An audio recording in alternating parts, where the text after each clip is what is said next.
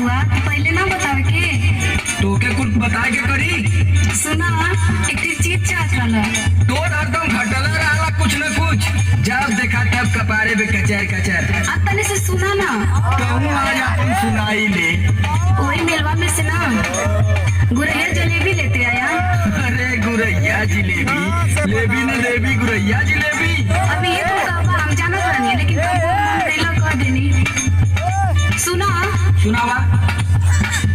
गुरही जलेबी अभी चाय पिया मेलवा में। ऐसा ना कि एक यार से और संदीप राज से मंगवा ले, ठीक है ना, हमारे टाइम ना। ले आई हगर में छनात होई तेलवा में। ले आई हगर में छनात होई तेलवा में। गुरही जलेबी अभी चाय पिया मेलवा में।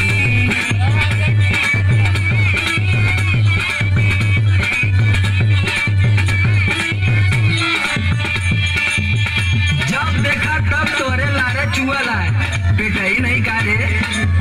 चुअता पानी लरी कोर भैलू धनिया।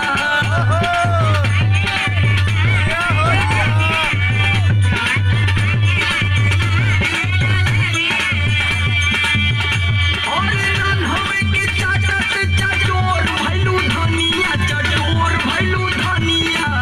चुअता पानी लरी कोर भैलू धनिया।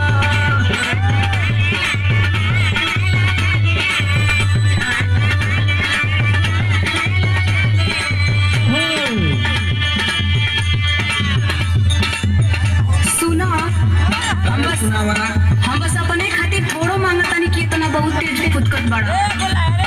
तब क्या करे खातिर मांगे? हम सबके खातिर न कहतारी, कुछ न कुछ सबके बदे न कहतारी, बस हमरे सुनाता। सबका ठिका ले ले तू। अरे काहे न परिवार चलावे के बाद तो ठिका लेवे के पड़ी न। सुना सुनावा। अम्मा जी के लिए पकौड़ी, बाबूजी के केला।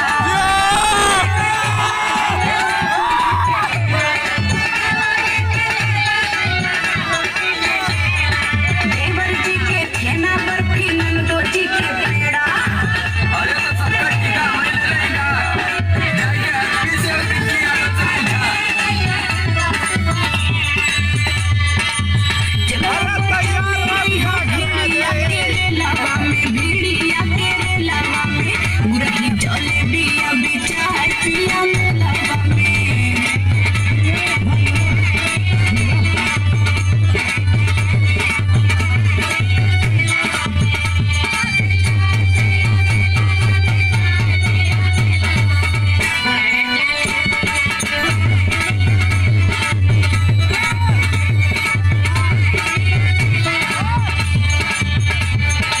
अच्छा ये बतावा कि ये भाई कलिया गए ललू बाजारे ना।